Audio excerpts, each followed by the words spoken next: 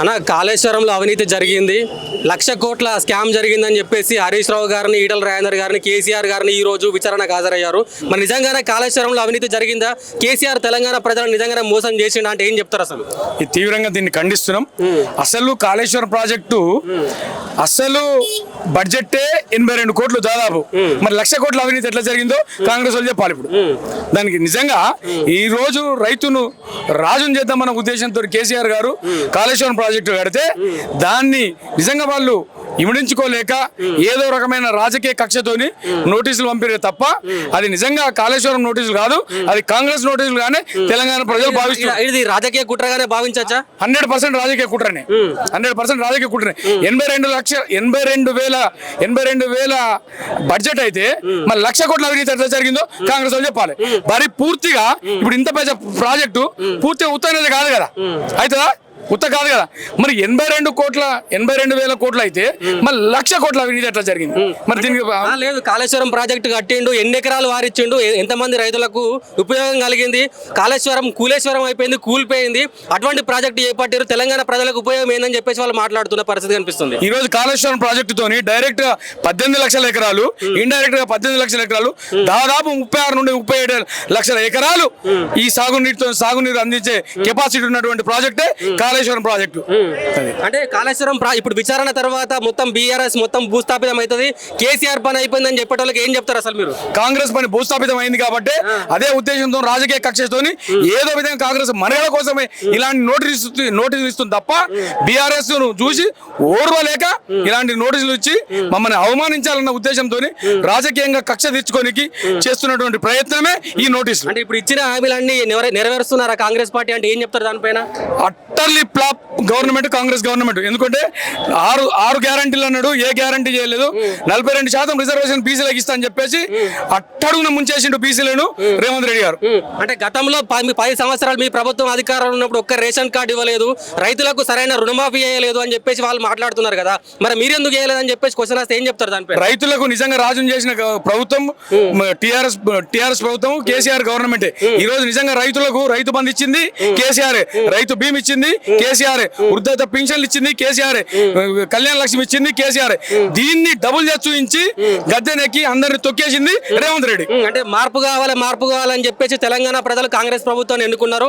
మార్పు ఎలా ఉందంటే ఏం చెప్తారు అన్న దానిపైన? మోసం, దగా, కుట్ర, ఎలాంటిది ఏం లేదు. ఈ రోజు చేతులు ఎత్తేసి నేనేం చేయలేను అని చెప్పేసి అసమర్థ ముఖ్యమంత్రి రేవంత్ రెడ్డి గారు. అంటే కేసీఆర్ చేసిన అప్పులకు వడ్డీలు కట్టలేకపోతున్నా మొత్తం కేసీఆర్ తెలంగాణ అప్పుల పాలు చేసినంటే ఏం చెప్తారు దానిపైన? 9 సంవత్సరాలు పరిపాలన చేసినటువంటి కేసీఆర్ గారు 4,30,000 కోట్లు చేస్తే 18 నెలలకే 1,60,000 కోట్లు చేసిన ఘనత రేవంత్ రెడ్డి గారిది. అంటే వచ్చే 3 సంవత్సరాలలో కాంగ్రెస్ ప్రభుత్వం కూలిపోతుంది అని చెప్పేసి మీ బీఆర్ఎస్ నాయకులు చెప్తున్నారు. వచ్చే 20 సంవత్సరాల అధికారంలో మేమే ఉంటామని చెప్పేసి కాంగ్రెస్ వాళ్ళు చెప్తున్నారు. మరి మీ ప్రభుత్వం వస్తుందా, మళ్ళీ వాళ్ళ ప్రభుత్వమే ఉంటుందా? ఖచ్చితంగా బీఆర్ఎస్ ప్రభుత్వమే రాబోతుంది. దాన్ని అసలు ఓర్వలేకనే ఈర్ష్యతో చేస్తున్న ప్రయత్నాలే ఈ నోటీసులు.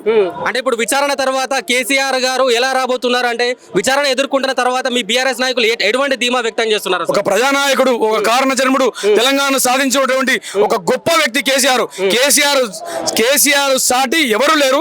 అది తప్పు. నిజంగా ఆయన ఒక గొప్ప వ్యక్తి, ఆయనతో పోల్చుకునే స్థితి కాంగ్రెస్ నాయకులు కానీ గవర్నమెంట్ కానీ లేదు.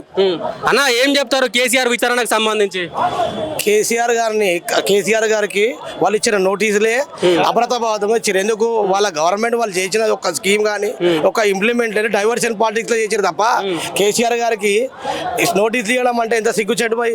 ఒక ఇంతమంది రైతులకి, అన్నదాత ఈ రైతులకి ఇంతకు ముందు గతంలో చూసుకుంటే గత ప్రభుత్వంలో ఎన్ని ఎకరాలు పండుతున్నాయి మన దగ్గర? పంట భూమి ఎన్ని ఎకరాలు? ఇప్పుడు ఎన్ని లక్షల ఎకరాలకు పంట భూమి ఉన్నది? దాన్ని పోల్చుకుంటే అదంతా జీర్ణించుకోలేక రైతుల మీద కక్ష సాధింపా, లేకపోతే కేసీఆర్ ని సాధిస్తే వీళ్ళకి ఏం దొరుకుతుంది? వీళ్ళకి కావాల్సింది ఏంటి అంటే కేసీఆర్ గారిని ఏదో రకం కారణం. రైతుల మీద ప్రేమ ఉంటే బోనస్ ఎందుకు ఇవ్వలేదు అని చెప్పేసి కూడా అంటున్నారు కదా, మరి మీ ప్రభుత్వం బోనస్ ఎందుకు ఇవ్వలేదు, వీళ్ళు ఎందుకు ఇచ్చారంటే ఏం చెప్తారు దానిపైన? మా ప్రభుత్వము ఎవరు లేని విధంగా కేసీఆర్ తో రైతుల గురించి ఆలోచించి రైతు బంధు స్కీమ్ పెట్టిన ఏకైక నాయకుడే కేసీఆర్ గారు. గతంలో ఎక్కడ ఉందా రైతు బంధు? ఇక్కడ చూసిరా మీరు?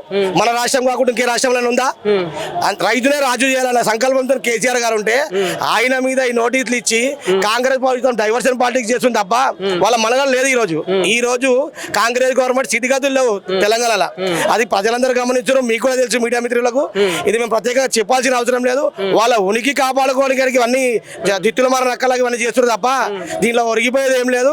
ఖచ్చితంగా మా అధినాయకుడు కేసీఆర్ గారు దాన్ని సమర్థవంతంగా ఎదుర్కొని ధీటైన జవాబిచ్చి విజయవంతంగా బయటికి వెళ్తారు.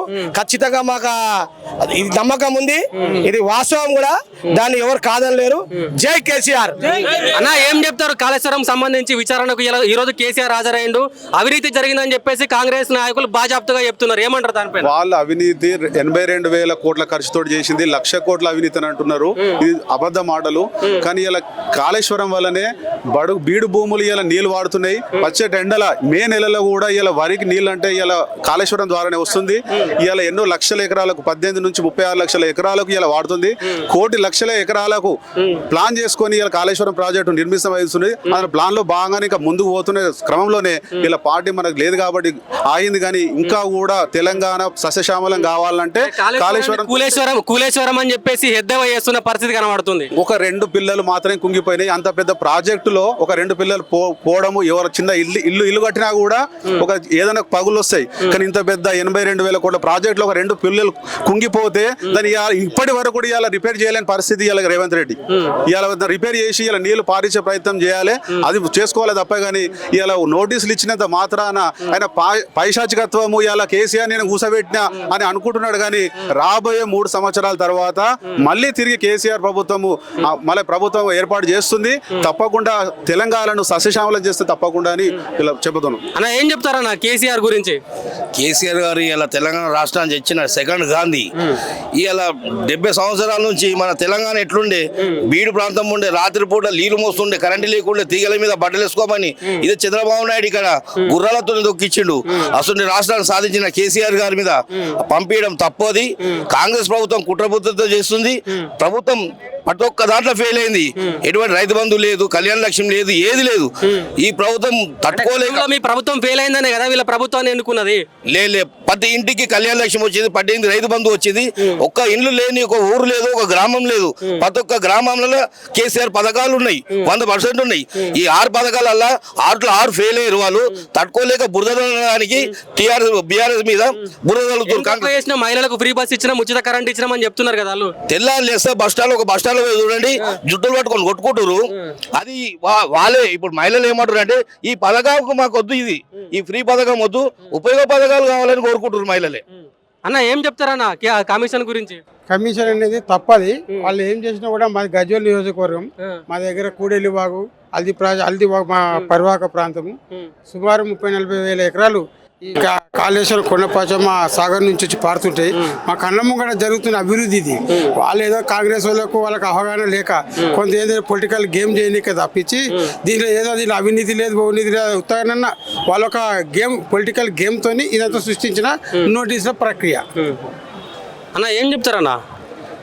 ఇలా కాళేశ్వరం తెలంగాణ యొక్క నిర్దిష్టంగా రైతులను కానీ ఇలా నీటి సమస్యలు తీర్చిన ప్రాజెక్ట్ ఇలా వాళ్ళ పాలన చేతగాక ఒక డైవర్ట్ పాలిస్టేషన్లో భాగంగా ఇలా ఒక కమిషన్ వేసి కేసీఆర్ గారిని తెలంగాణ ప్రజల మీద ఉన్న ఇలా కోపాన్ని ఇలా ప్రదర్శిస్తూ ఉన్నారు. ఇలా ఒక సమస్యలు రాకుండా ఉండే ఎంత పెద్ద ప్రాజెక్టులు ఉన్న తర్వాత ఇలా 100 కిలోమీటర్ల ప్రాజెక్ట్, అది ఇలా ఒక 100 కంపౌండ్లు ఉన్నాయని చెప్తా ఉన్నారు. 3 బ్యారేజీలు ఉన్నాయి దాని కింద, దానికి సంబంధించిన ఇలా రిజర్వాయర్లు ఉన్నాయి. ఎక్కడ కేసీఆర్ ప్రభుత్వం విఫలమైంది అని అనుకునే విధంగా వీళ్ళు చెప్తా ఉన్నారు తప్ప అక్కడ విఫలమైంది లేదు. ప్రాజెక్ట్ నిలబడి ఉన్నది. ఇలా కేసీఆర్ గారు తెలంగాణకి మార్గనిర్దేశంగా నిలబడ్డారు. ఇలా కేసీఆర్ గారు ఏదైతే నీళ్లు, నిధులు, నియామకాలు అని తెలంగాణ రాష్ట్రం కోసం ప్రాణాలు ఇచ్చిన నాయకుడు కేసీఆర్ గారు. ఇలా కేసీఆర్ గారి మీద దుష్ప్రచారాన్ని చేసి కేసీఆర్ గారి తట్టుకోలేక ఇలా డైవర్ట్ పాలసీలో భాగంగా ఇటువంటి కమిషన్లు వేస్తా ఉన్నారు. ఇది ప్రజల ముందు దుమ్ము తులుతూ పోయేది. ఇది జరిగేది లేదు. కేసీఆర్ గారికి ఈగ వాళ్ళ తెలంగాణ సమాజం ఉపేక్షించదనే విషయాన్ని వీళ్ళు గుర్తుంచుకోవాలని తెలుసు. విచారణ తర్వాత ఎలా ఉండబోతుంది పరిస్థితి? ఒకవైపు కాంగ్రెస్ నాయకులు ఏం చెప్తున్నారంటే విచారణ తర్వాత బీఆర్ఎస్ భూస్థాపితం అయిపోతుంది, కేసీఆర్ పని అయిపోయిందని చెప్పేసి మాట్లాడే వాళ్ళకి ఏం చెప్తారు అసలు? ఈ ప్రాంత ఆకాంక్షల కోసం పార్టీని పెట్టిన నాయకుడు కేసీఆర్ గారు. ఇలా గతంలో ఉన్న పార్టీల మీద పెట్టుకొని నిలబెట్టి అన్న నుంచి వచ్చిన వ్యక్తి కాదు. ఒక పార్టీని స్థాపించి ఒక రాష్ట్రాన్ని తెచ్చిన నాయకుడు కేసీఆర్ గారు. వీళ్ళ ఊకదంపుడు ఉపన్యాసాలకు ఇలా దద్దమ్మ మాటలకు మాట్లాడి కాళేశ్వరం కమిషన్ లా ఏమీ ఉండదు, నిష్పక్షపాతంగా ఇలా జరిగితే కాళేశ్వరం కమిషన్ లో ఏమి ఉండదు అనేది అదే వాళ్ళ కమిషనే ఇస్తుంది, రిపోర్ట్ ఇస్తుంది. దుర్మార్గంగా రాజకీయ ఆలోచనలతో రాజకీయ కమిషన్ వేస్తే దానికి ఎవరు ఏం చేసేది ఏముండదు. కేసీఆర్ కు ఎంట్రిక కూడా వీళ్ళు వీకలేని పరిస్థితి. కేసీఆర్ తో ఏమి కాదు, వీళ్ళతో ఏం అయ్యేపోయలేదు. తప్పుడు వాగ్దానాలు. ఇలా 6 పథకాలు ఎక్కడున్నాయండి? ఇలా బస్సు ఇచ్చినాం అంటారు. ఇలా మా అక్కలు సిగలు పట్టుకొని కొట్లాడుకుంటున్నారు. నువ్వు బస్సులు ఇచ్చినావు సంతోషమే, బస్సులు పెంచిందండి. ఉన్న బస్సులు కట్ చేసి బస్సులు ఇచ్చినామని చెప్తా ఉన్నావు. ఇలా రైతులకు ఇలా పెంచుతానన్నావు. అధికారంలోకి వచ్చిన తర్వాత రైతు బంధు ఎక్కడ ఇచ్చినావు? నువ్వు 3 పర్యాయాలు రైతు బంధు ఎగ్గొట్టేసినావు. రైతు బంధు ఎక్కడ ఇచ్చినావు? నువ్వు పెంచుతా అన్నావు. ఎక్కడ పెంచినావు? ఆడ మా అక్కలకి 2500 ఇస్తా అన్నావు, వికలాంగులకు ఇస్తా ఉన్నావు. నువ్వు ఎక్కడ చేసినావు? ఇలా ఎస్ఎల్బిసి ఏమైంది? చచ్చిపోయిన వాళ్ళు అక్కడనే ఉన్నారు పాపం. వాళ్ళ కుటుంబాలు ఇలా అరణ్య రోదన. ఇలా ఏ ప్రాజెక్టు మొదలు పెట్టినా మీరు చేసిన దోపిడీ కోసం చేసుకుంటున్నా తప్ప ప్రజలు డైవర్ట్ చేసే ప్రయత్నం చేస్తా ఉన్నారు. మీరు చేసి ఏ పథకాన్ని ప్రజలకు మీరు ఖచ్చితంగా తీసుకొచ్చిండ్రు. ఇవాళ ప్రజలు ఇలా గ్రామీణ ప్రాంతాల్లో ఇలా మేము హైదరాబాద్ మల్కాజ్గిరి నుంచి వచ్చినాం. ఇలా గ్రామీణ ప్రాంతాల్లో ప్రజలను మభ్యపెట్టి తప్పుడు సమాచారం ఇచ్చి రైతు బంధు కానీ రైతు రుణాల మాఫీతో మీరు అధికారంలోకి వచ్చారు. ఇలా ఆడక్కలు మా రైతులు ఆడక్కలు మగోళ్ళు తిట్టలేని భాషలా తిట్టిన ఆ భాష కూడా ఇప్పుడు చెప్పలేని భాష అది. ఇలా రేవంత్ రెడ్డి గారు తిట్టి అధికారంలోకి వచ్చాడు. అదే రేవంత్ రెడ్డిని 1000 మార్లు తిప్పి అలా మొత్తం సమాజం అంతా ఇలా ఎదురు తిరుగుతా ఉన్నది. రేవంత్ రెడ్డికి దగ్గరలోనే నూకలు చెల్లినాయి. అలా పార్టీలో కూడా అసమ్మతి మొదలవుతుంది. ఖచ్చితంగా ప్రజల వైపు ఉండే కొంతమంది నాయకులు కూడా ఈ నాయకత్వానికి తుక్కులోసే ప్రయత్నం చేస్తారు. ఖచ్చితంగా రాబోయేది టీఆర్ఎస్ పార్టీ. ఇలా జరిగిన అన్యాయాలు ప్రజలు నెమరు వేసుకుంటా ఉన్నారు. ఇలా వృద్ధుల నుంచి మొదలు పెడితే యువకుల నుంచి ఉద్యోగులు కానీ పోలీస్ డిపార్ట్మెంట్ కానీ ఏ డిపార్ట్మెంట్ తీసుకున్నా చేసింది కేసీఆర్ గారు. ఉన్నతంగా చేసినారు. నిల్వెట్టు సాధ్యం ఇక్కడనే ఉంది.